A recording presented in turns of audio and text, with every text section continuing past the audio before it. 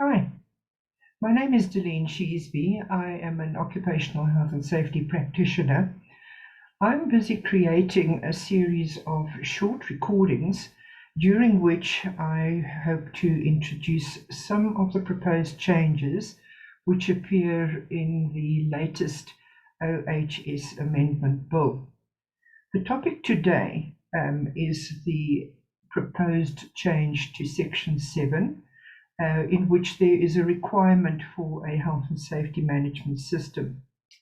So I hope you have already by now read your new bill, and if you have any suggestions or topics you wish to specifically deal with, or you wish me to deal with them, please pop me a line and I will see if I can help you. Okay, I'm going to share my screen now.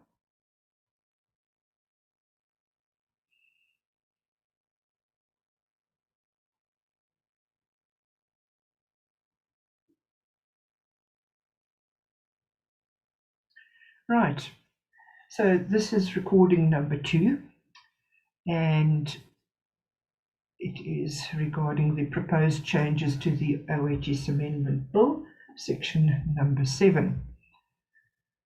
The first recording, if you have listened to it already, we spoke about the definition reasonably practicable and the changes to section 16.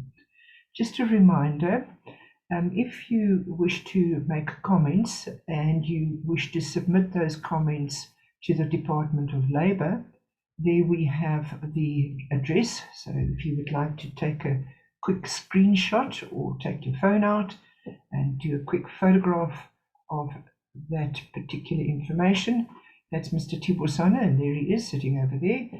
And he is the Chief Inspector of the Department of Employment and Labour in Pretoria. There's his email address, and they require those comments no later than the 31st of July. Okay, so back to our topic. Our topic today is the Section 7 Health and Safety Management System. As mentioned before, there are many changes within this particular bill. So let's take them a little bit at a time, and exactly how we eat an elephant, one bite at a time. So this is what it looks like. The current Act under Section 7, we have the health and safety policy, in which it says the Chief Inspector may direct any employer in writing to prepare a written policy concerning the protection of health and safety of his employees at work.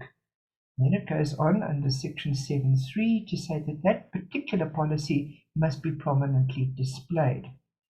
So the proposed amendment requires that the following section will be substituted with a health and safety management system. And it says the Chief Inspector may direct an employer or group of employees in writing to develop and implement a health and safety management system. It also goes on to say that a directive under subsection 1 shall be accompanied by guidelines concerning the contents of the health and safety management system concerned. Okay, so at this point in time, we are really not sure exactly what they would like your management system to look like. We're not sure if it needs to follow the outline of ISO 45001, for example, or whatever they want. So until we have received the guidelines from the department, we are still not sure. But okay, in the meantime, I suspect, or I would suggest, that we look at, for example, the Plan, Do, Check, Act type of system, which, as you may know, was developed by Mr. Edward Deming, who passed away in 1993. Principally, he was a statistician, but one could even call him a philosopher of science. Now, this Plan, Do, Check, Act type of system is used in many different management systems. And we start off over here in the planning side. This is what you would need to start doing.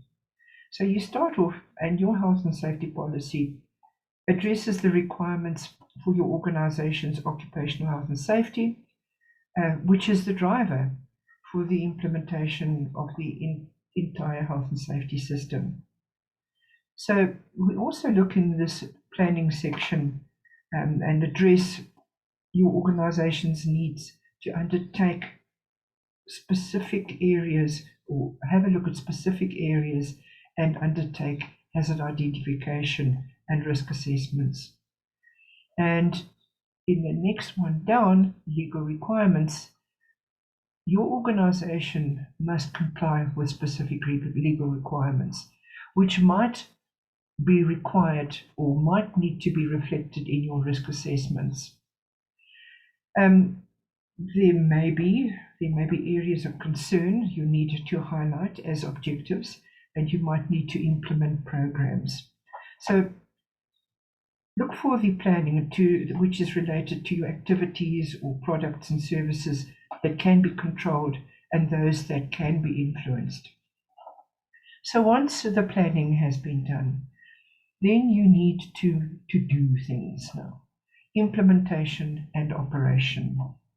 In this phase of the cycle, we address the implementation operation, and we specifically start looking at resources. What do you need? The roles and responsibility, who's who, what are the legal appointments, who will be accountable, who has the authority. And those particular roles and responsibility within your organization, obviously they need some form of knowledge. So be it competence training, awareness training, job-specific training, whatever it might be, so that would fall under this particular section. That's what you will do.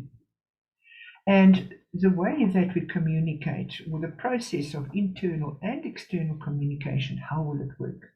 How will you communicate to your employees, to the external shareholders, stakeholders, etc.? If it's not correctly documented, what's the point? If it's not documented, it actually won't exist. Your system will just all fall down. Your documents must be controlled, bearing in mind that your system is alive. We don't put it in place and say, there we go, it's done.